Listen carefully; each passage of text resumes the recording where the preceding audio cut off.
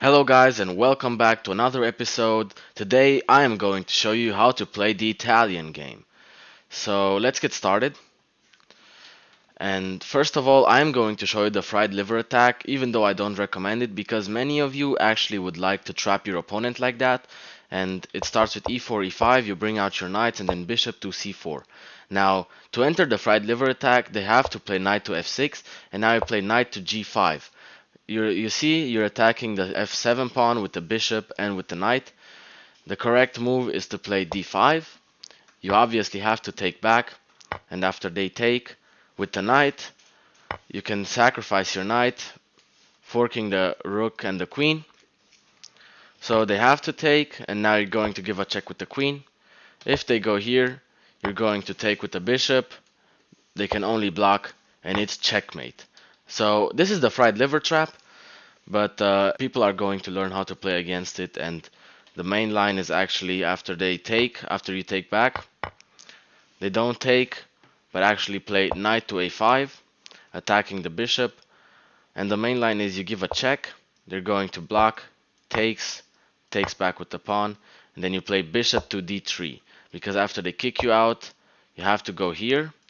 If you were to go here, they have a fork, so you have to drop back here. After they take, you take back, and you are going to play normally from there on. This is if you want to play the fried liver attack. But the better line is actually to play d3. Now after they play something like bishop to c5, you're going to castle. If they castle as well, you play c3, preparing the move d4, trying to break the pawns in the center. Now here they can either play d4 themselves, but most of them will play d3. And now you can just bring your knight to d2 after rook to e8 or something like bishop here or here. You're going to trade. If they play bishop like this, you're going to play the move b4 to attack the bishop, and then you have to play the move a4. And here you can see you're gaining a lot of space on this side. You can play rook to e1 and then maneuver your knight like this. Maybe even play h3 at some point. You can play it even earlier in order to not get pinned. You're going to put your knight here. You're going to develop the bishop. You can put your queen here attacking that square as well. And from here on, you can just transpose to the middle game in a normal fashion. So there's also another variation. So this was if they develop the knight. Now if they develop the bishop, this is called the gioco piano. And now there are many variations you can play. Some people like to castle here. Some people like to play the Evans Gambit. I'm going to show you both ways. You can also play something like d3. The engine actually recommends c3, you can see, or maybe the move knight to c3. a4 is a little bit more aggressive. It doesn't do much, but takes a little bit of space over here. So let's start with castling. Now they're going to develop the knight, and obviously you are going to see the same pattern. Stuff like this is pretty basic. That's why the engine also recommends c3 over here. You're already threatening this, and then after takes you push. And now after they play like this, if you saw the Scotch Gambit video that I did, it's pretty similar in the Scotch Gambit. They'll have to go here, you take back, maybe they give a check, you block, takes, and from here on you have a pretty good game. Stockfish says you are plus 1 point of material, and it is actually pretty good. Now here they could go back, which is also interesting, but you just castle or develop the knight trying to trade, and you can see you have a really strong center. That's why c3 is actually a really strong move in the gioco piano. And here they can also play something like d3, but you can break in the center already. Now for the Evans Gambit, it's actually a gambit of a pawn, and you are down material, but it's an aggressive one. And even Garry Kasparov, arguably the GOAT of chess, even says that this is his favorite gambit out of all, even though there is the Scotch Gambit, the Danish Gambit, the Queen's Gambit even, so he thinks the Evans Gambit is even better than the Queen's Gambit basically. So after he takes, you're going to push c3, and now there are many variations.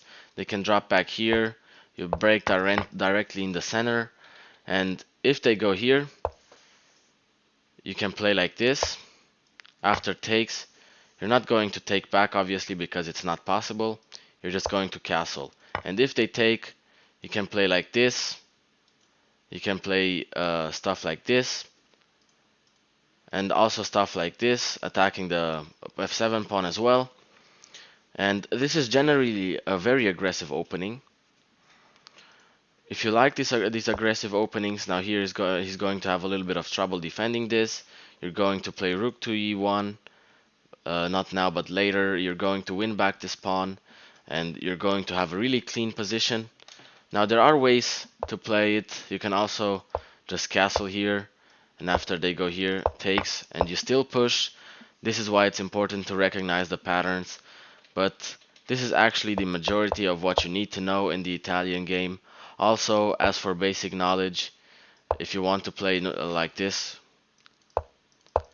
if they ever play the move a6, you're going to play the move a4 in order to stop the move b5.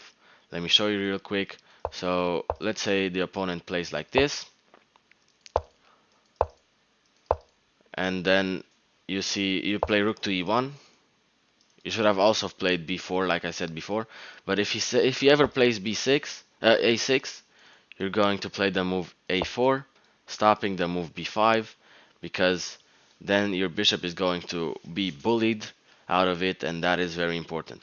So this was a relatively short video, but it's important for you to recognize the patterns.